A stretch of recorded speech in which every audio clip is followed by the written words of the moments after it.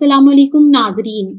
आज की हमारी वीडियो का मौजू है इसराइल और फलस्तीन तनाज़ा। क्या इस मसले का कोई हल है? तफसील जानिए इस वीडियो में। फलस्तीन और इसराइल का तनाज़ा क्या है और क्या इसका कोई हल मुमकिन है? हफ्ते के दिन गजा की पट्टी से फलस्तीनी अक्सरियत पसंद तंजीम हमास की जानिब से इसराइल पर हमलों में कम अज कम 300 अफराद की हलाकत के बाद इसराइली फजाइया ने जवाबी कार्रवाई के दौरान बमबारी की, जिससे 250 से ज्यादा फलस्तीनी हलाक हो गए। वाज़िया रहे कि हफ्ते के दिन हमास की जानिब से इसराइली फौज के मुताबिक 3000 रॉकेट इसराइल की सरजमीन पर दागे गए, जिसके बाद हमास से ताल्लुक रखने वाले अक्सरियत पसंद गाड़ियों, मोटरसाइकिलों के अलावा पैराग्लाइडर्स और कश्तियों का इस्तेमाल करते हुए गजा की पट्टी के इलाके से इसराइली हदूद में दाखिल हुए। इसराइल और फलस्तीनियों के दरमियान गुज़िश्ता मई के बाद से ये सबसे ज्यादा पुरतशद्दुद कुशीदा सूरत हाल करार दी जा सकती है। मशरिक़ वुस्ता के इस तवील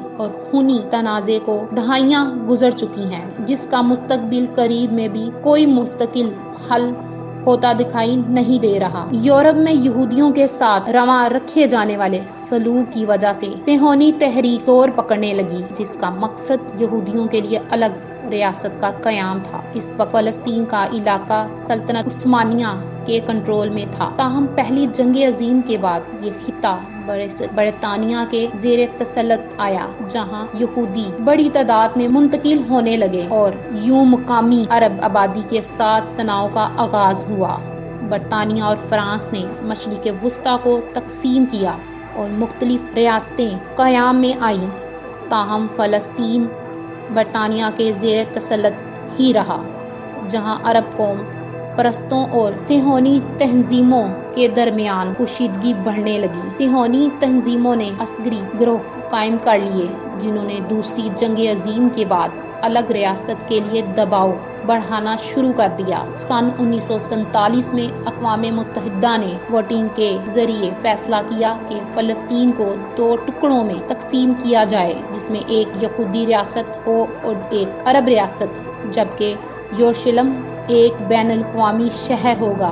ताहम 14 मई 1948 को इसराइल का क़याम हुआ तो अगले ही दिन उर्दन, मिस्र, शाम और इराक ने हमला कर दिया। ये पहली अरब इसराइली जंग थी, जिसके नतीजे में अक़वाम मुत्तहिदा के मंसूबे के मुताबिक जहां अरब रियासत बनना थी, वहां इलाका मुख्तलिफ ममालिक के कब्जे में आ गया और यूं फलस्तीनियों के लिए एक सानहा ने जन्म लिया। 7.5 लाख फलस्तीनी हमसाया ममालिक खुद फरार हुए या इन्हें इसराइली फौजियों ने बेदखल कर दिया। 1967 की अरब इसराइल जंग ने इस तनाज़े को मजीद पेचीदा बना दिया, जब इसराइल ने अरब इत्तेहाद को शिकस्त देकर मिस्र से गजा की पट्टी, शाम से गोलान और उर्दन से मशरिक़ यरूशलेम समेत वेस्ट बैंक यानी गरब उर्दन छीन लिया। मिस्र को सेनाई से भी हाथ धोना पड़ा। 1973 में मिस्र और शाम ने इसराइल पर अपने इलाके छुड़वाने के लिए हमला किया, जिसे योम कपूर जंग कहा जाता है। 6 साल बाद इसराइल और मिस्र ने अमन का मुआहदा कर लिया और सेनाई मिस्र को वापस लौटा दिया गया। उर्दन ने यह भी कुछ अरसे बाद इसराइल को तस्लीम करते हुए मिस्र की तकलीद की। इसराइल आज भी गरब उर्दन पर काबिज है, ताहम इसने 2005 में गजा की पट्टी से फौजें निकाल ली थी। अक़वाम मुत्तहिदा आज भी इस इलाके को मकबूजा मानता है। इसराइल पूरा बैतुल मुक़द्दस को अपना दारुल हुकूमत मानता है, जबकि फलस्तीनी मशरिकी बैतुल मुक़द्दस को मुस्तकबिल की फलस्तीनी रियासत का दारुल हुकूमत मानते हैं। इस वक्त 2 फलस्तीनी इलाके हैं, जिनमें से एक गरब उर्दन और एक गजा की पट्टी है। इन दोनों इलाकों के दरमियान 45 किलोमीटर का फासला है। गरब उर्दन का रकबा 5970 स्क्वायर किलोमीटर, जबकि गजा की पट्टी सिर्फ 365 स्क्वायर किलोमीटर पर मुहित है। गरब उर्दन यरूशलेम और उर्दन के दरमियान मौजूद है, जबकि गजा की पट्टी 41 किलोमीटर तवील और 10 किलोमीटर चौड़ी है। गजा की पट्टी की सरहद का 7 किलोमीटर हिस्सा मिस्र से मिलता है और एक जानिब बहरे रोम वाक़या है। गजा में फलस्तीनी अक्सरियत पसंद ग्रोह حماس برسر اقتدار ہیں جس نے اسرائیل سے کئی مرتبہ جنگ کی ہے۔ اسرائیل اور مصر سختی سے غزہ کی سرحدوں کی نگرانی کرتے ہیں تاکہ حماس تک ہتھیار نہ پہنچے۔ دوسری جانب غرب اردن میں بین الاقوامی طور پر مانی جانے والی فلسطینی حکومت ہے جس میں فتح تنظیم کا اہم کردار ہے، تاہم غرب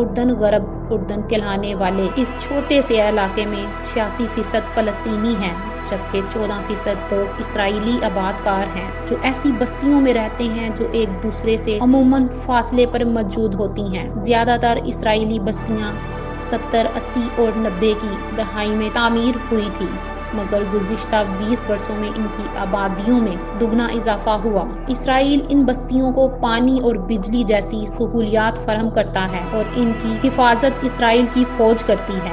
ایک آزاد فلسطینی ریاست کے قیام میں تاخیر کے علاوہ اسرائیل کی جانب سے غرب اردن میں یہودی بستیوں کی تعمیر اور ان کے گرد سیکیورٹی رکاوٹوں کی تعمیر نے امن کے حصول کو مشکل بنا دیا ہے، تاہم اس کے علاوہ بھی کئی اختلافات موجود ہیں۔ اسرائیل یروشلم پر مکمل دعویٰ کرتا ہے اور اس کا دعویٰ ہے کہ یہ اس کا دارالحکومت ہے، تاہم اس دعوے کو بین الاقوامی حمایت حاصل نہیں ہے۔ فلسطینی مشرقی یروشلم کو اپنا دارالحکومت بنانا چاہتے ہیں۔ فلسطینیوں کا مطالبہ ہے کہ ان کی مستقبل کی ریاست کی سرحدیں 1967 کی جنگ سے قبل کی حالت پر طے ہونی چاہیے، تاہم اسرائیل مطالبے کو تسلیم نہیں کرتا۔ اسرائیل نے 1967 کی جنگ کے بعد جن علاقوں پر قبضہ کیا وہاں غیر قانونی بستیاں تعمیر کی گئی ہیں اور غرب اردن اور مشرقی یروشلم میں 5 لاکھ کے قریب یہودی بستے ہیں۔ ایک اور معاملہ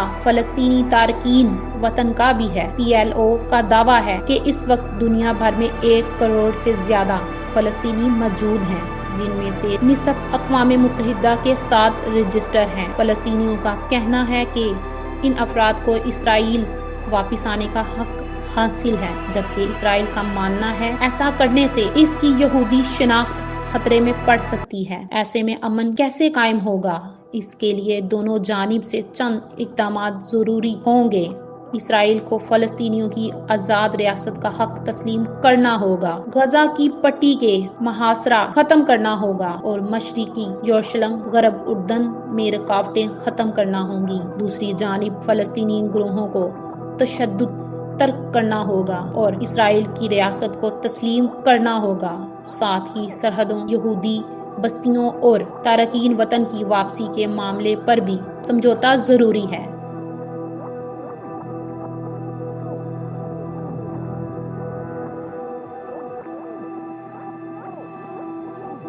مزید اس طرح کی معلوماتی ویڈیو دیکھنے کے لیے ہمارے چینل کو سبسکرائب کریں اور بیل کے آئیکن کو ضرور پریس کریں۔ شکریہ۔